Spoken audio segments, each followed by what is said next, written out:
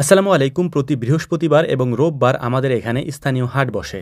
সারা বছর আমাদের এখানকার কৃষকেরা যে ফসল উৎপাদন করে থাকেন তার সিংহভাগই এখানেই বিক্রি হয়।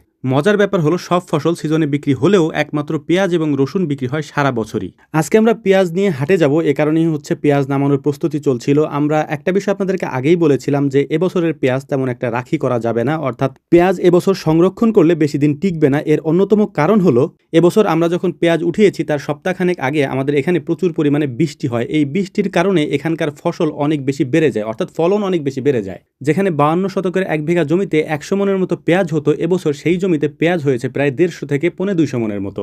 এখন বলতে পারেন ফলন যেহেতু বেশি হয়েছে আপনাদের তো খুশি হওয়ার কথা, আপনারা কেন হা হুতাশ করছেন? এইটার মূলত একটা কারণ রয়েছে, সেটা আমি আগেই বলেছি। বৃষ্টির কারণে পেঁয়াজ এবার পরিপক্ক হতে পারেনি, পেঁয়াজ কাঁচা রয়েছে। পেঁয়াজের ভেতরে অনেক বেশি রস থাকার কারণে এই পেঁয়াজগুলিকে আমরা সংরক্ষণ করতে বেশি দিন পারিনি, এবং এই পেঁয়াজগুলি যখন আমরা চাঙে রেখেছি তখন এগুলি পচন ধরেছে। এবং পেঁয়াজ এমন একটা ফসল যার একটা দুইটা যদি পচন ধরে তখন আস্তে আস্তে বাকি সবগুলোই পচতে থাকে। তাছাড়া আরও বড় একটা প্রবলেম হচ্ছে এবছর তুলনামূলকভাবে অন্যান্য বছরের তুলনায় পেঁয়াজের দাম অনেকটাই কম। পেঁয়াজে যে পরিমাণ খরচ হয় ওই খরচের টাকা তুলতেই এবার আমাদের কৃষকদের হিমশিম খেতে হচ্ছে। তবে আমাদের এই অঞ্চলের মানুষের একটা সুবিধা আছে, সেটা হচ্ছে এই পেঁয়াজের জমিতেই পরবর্তীতে আমাদের এখানে পাট হয়, অর্থাৎ পেঁয়াজের পরবর্তী ফসলই হচ্ছে পাট। এই পাটে কিছুটা পুষিয়ে যায়। তো যাই হোক, আলহামদুলিল্লাহ আমরা আগের দিন হচ্ছে পেঁয়াজগুলিকে বেছে একেবারে আলাদা করে রেখেছিলাম এবং সুন্দর পেঁয়াজগুলিকে বস্তাবন্দি করে রাত্রে রেখে দিয়ে সকালবেলা একেবারে ভোরে আমরা চলে যাচ্ছি হাটে এই পেঁয়াজগুলি বিক্রি করার জন্য।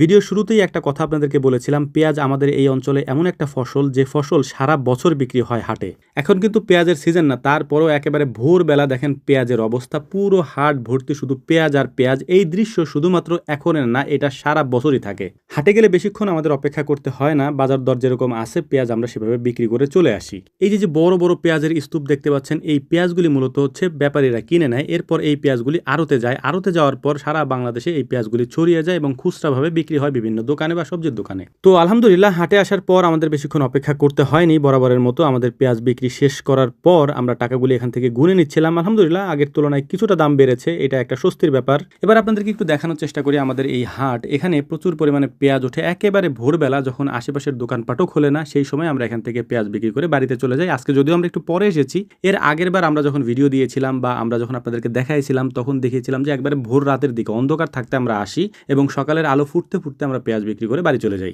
বেচাকেনা তো শেষ হলো, এখন আমাদের কাজ হচ্ছে বাজার করা, কারণ আমরা পাট বিক্রি করব, পেঁয়াজ বিক্রি করব, আর বাজার থেকে ইলিশ মাছ কিনবো না তা তো আর হয় না। তো সেই কাজটাই আমরা করতে এখন বাজারের মধ্যে চলে এসেছি। মাছও মোটামুটি এসেছে, যদিও একেবারে ভোরবেলা, সংখ্যা একটু কম, তারপরেও এখান থেকে আমরা নিয়ে নেব ইনশাআল্লাহ। ভিডিওর এই পর্যায়ে গুরুত্বপূর্ণ একটা তথ্য দিয়ে রাখছি, আমাদের যে কোনো প্রোডাক্ট আপনি যদি নিতে চান তাহলে আমাদের ওয়েবসাইট ভিজিট করতে পারেন www.bismillahagro.shop। কমেন্ট বক্সে আমি দিয়ে রাখবো, সেখান থেকেও ভিজিট করতে পারবেন ইনশাআল্লাহ এবং বিস্তারিত জানতেও পারবেন। আমাদের জন্য দোয়া করবেন। আসসালামু আলাইকুম রহমতুল্লাহ।